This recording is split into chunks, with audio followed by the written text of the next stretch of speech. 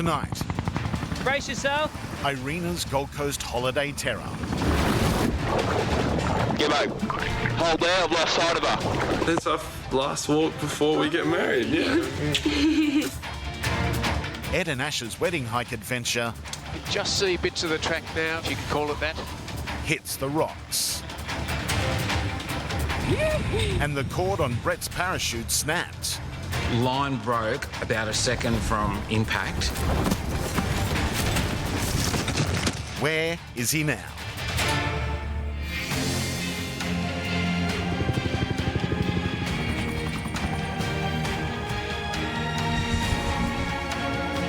We're winching in now.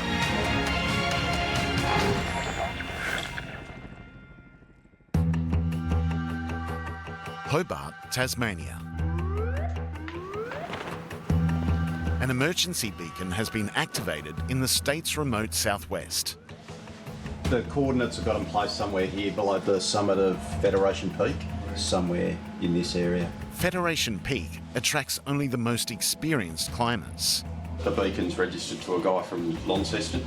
There's some indication from that it's a party of four. And as you know from this area, that if we get a beacon, it tends to be something fairly significant. So we best get down there and see what's going on.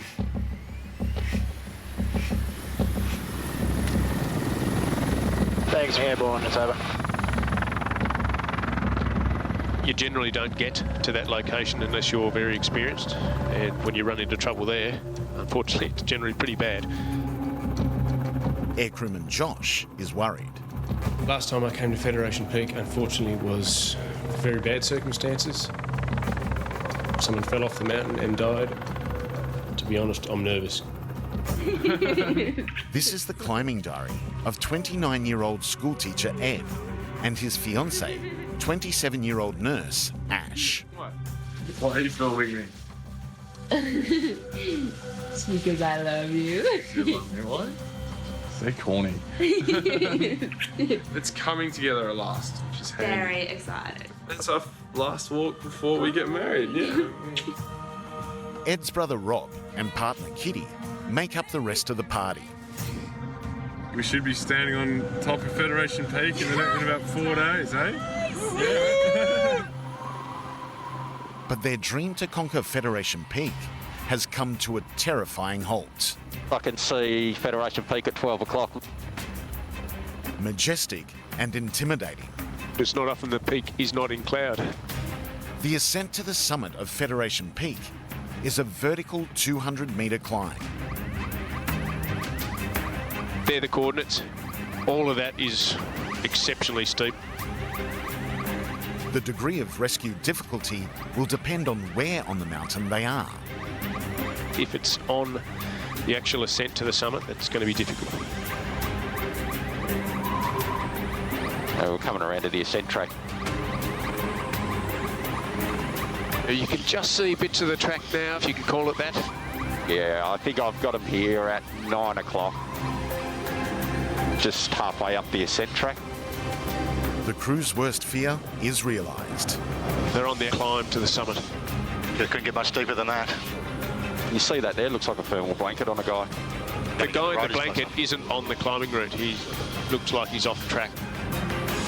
That's Ed in the red jumper, and he's not moving. How the hell did he get there?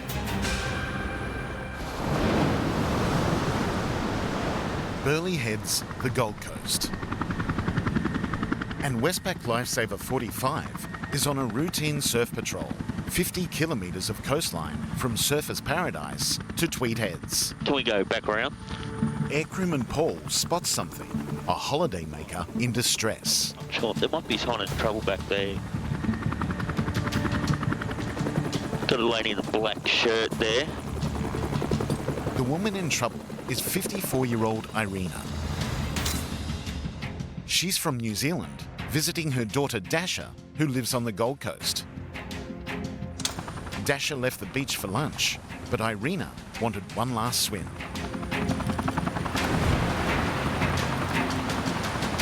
Irena's a long way from the flags. She's stuck in a rip here. And she's caught in a deadly rip. Can't see any lifeguards at the moment. Only 200 metres south.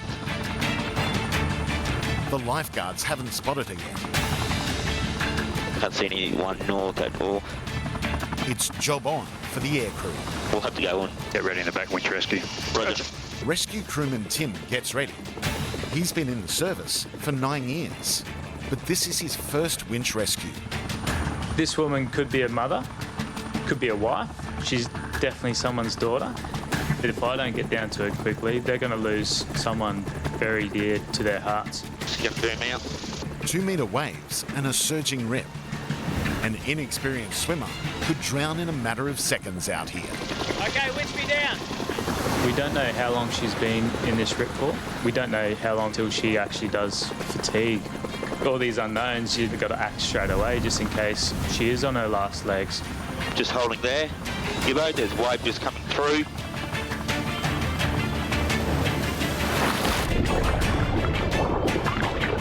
I've lost her.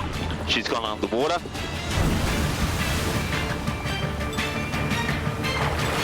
Brace yourself. Hold there, I've lost sight of her. Gibbo.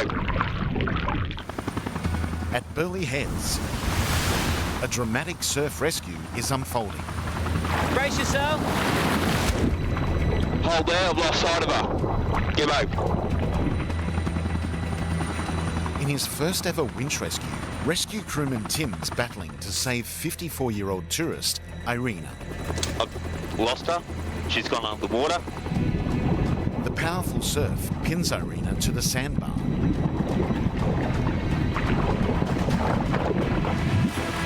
And I've found her. Get your hands up. We've got to put this tube around you. Try and keep your head above the water. Go and keep your head up. Another wave's coming. Right, brace yourself. Ready?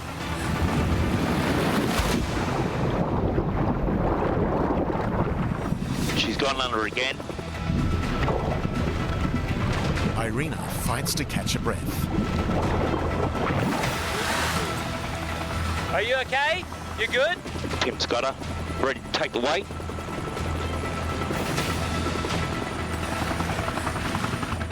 Rescue crewman Tim must keep her calm and hold her tight to keep her from going under again. I don't want you to fall out of the harness.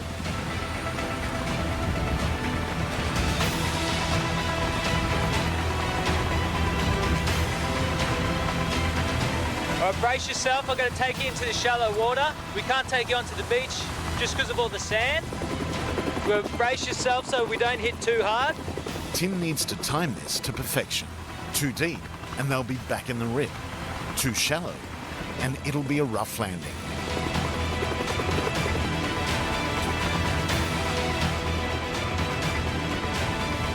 We're coming in now, ready? They're down on the beach. He's disconnecting her. Good job, Tim. I'm going to take you off the hook. I need you to walk to the beach. Walk straight up the beach away from the helicopter.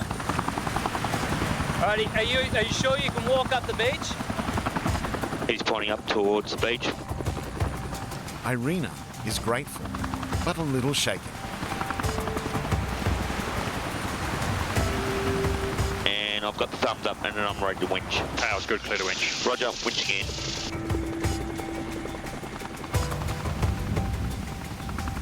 In his first winch rescue, Tim has helped save a life. Good work, Timmy. She was so lucky. Another minute or so, she was gone. Well, we're lucky we sort of came in when we did. Mate, good job, Tim. She looked like she was in a bit of trouble in that rip, buddy.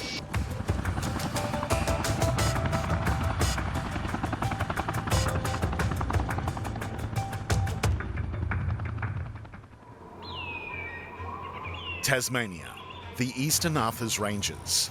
I'm right to go now. And the crew of the Westpac rescue helicopter is about to attempt a complex winch rescue. Roger, I have the con. 29-year-old schoolteacher Ed was climbing with his fiancée Ash. They made it to the summit of Federation Peak, but during the dangerous descent, Ed lost his footing and fell 10 metres onto jagged rocks.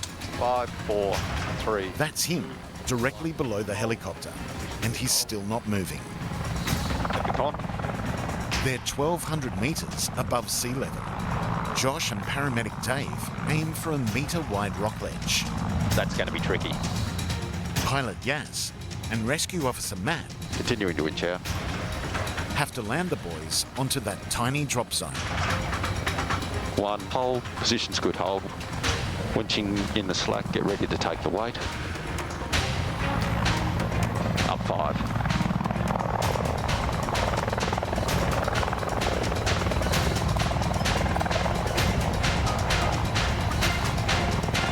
Touching down on the ground. It's a perfect landing. Position's good, hold. Okay, are you guys right? Thumbs up.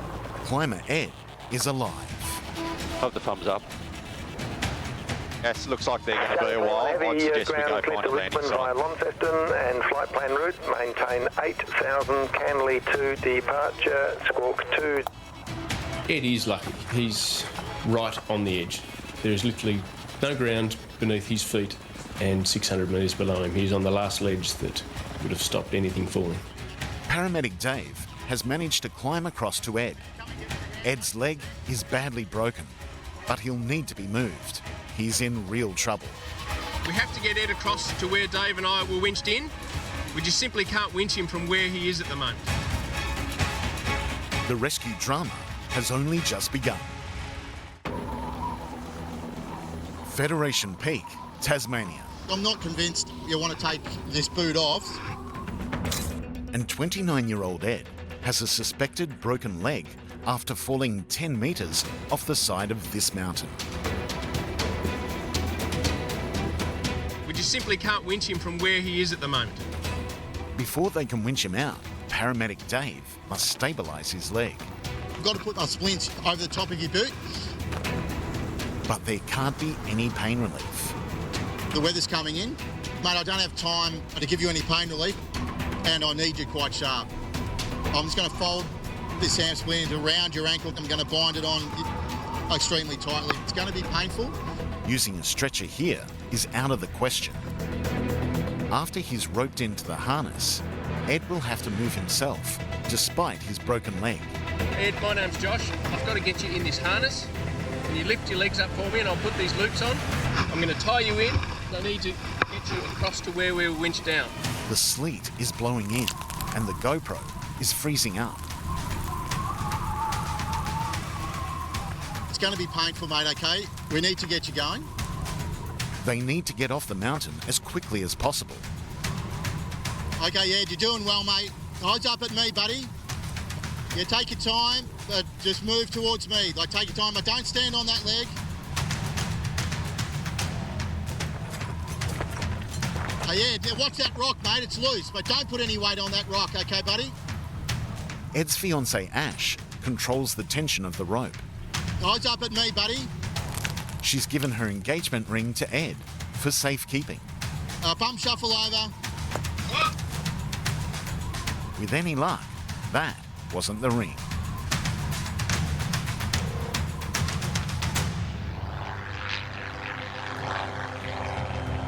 This was skydiver Brett on his 1400th jump.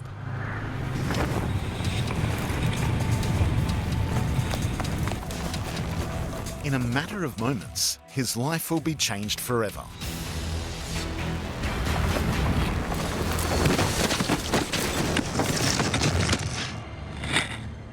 The actual line broke about a second from impact, so I had no time. I had enough time to say, oh no.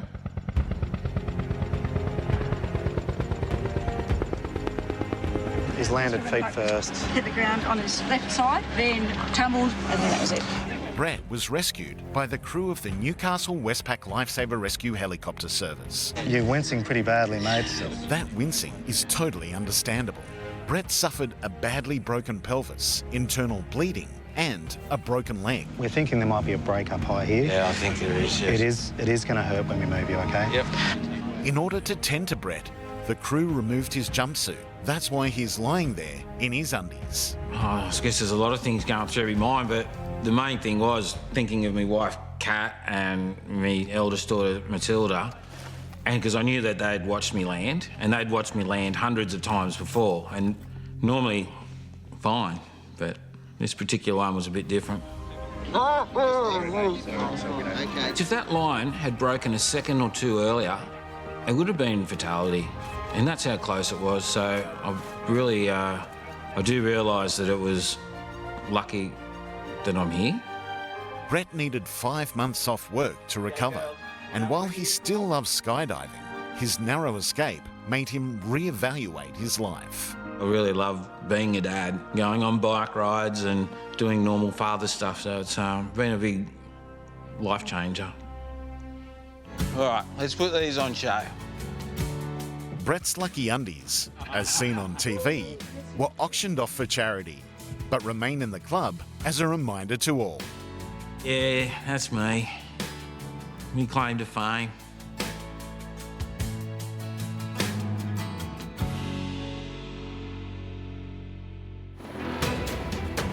Federation Peak, Tasmania. We've been able to move the patient to the winch location. Injured climber Ed has managed to crawl his way to a safe winch zone. It's going to be 2 winches. Roger, copy and understood. Ed and his fiancée Ash will be winched out. Ed's brother Rob and his partner Kitty will need to walk out on their own.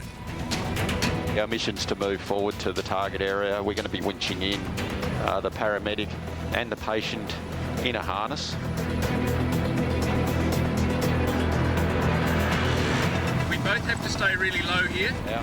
With a 100-kilometre downdraft from the helicopter, it's a case of don't look down and hold on tight.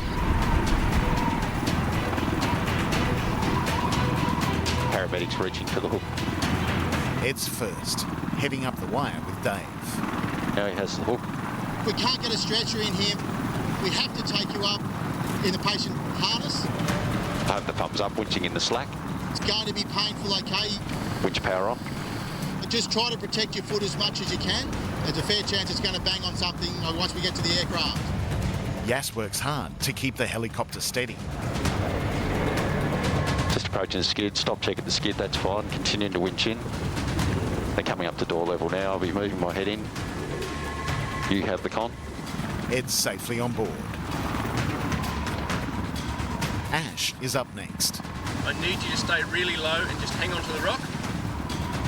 Booming out now. Continuing to boom out. She's putting on a brave face, but this must be terrifying.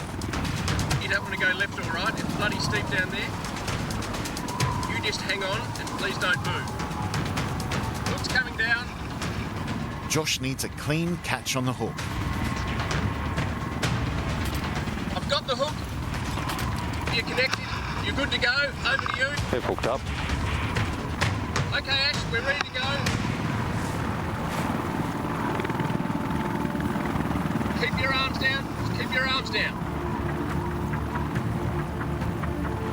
Continuing to winch in.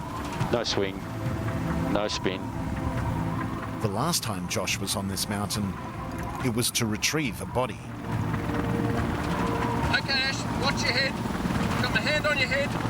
Let Drummy do all the work. He'll pull you into the aircraft. This time, the outcome couldn't be better. The whole rescue went really well. Ed is a very lucky man. Now it's just a matter of getting him to hospital and get him checked out. The only thing missing is Ash's engagement ring. It turns out Ed didn't drop it, but he did leave it behind on the mountain.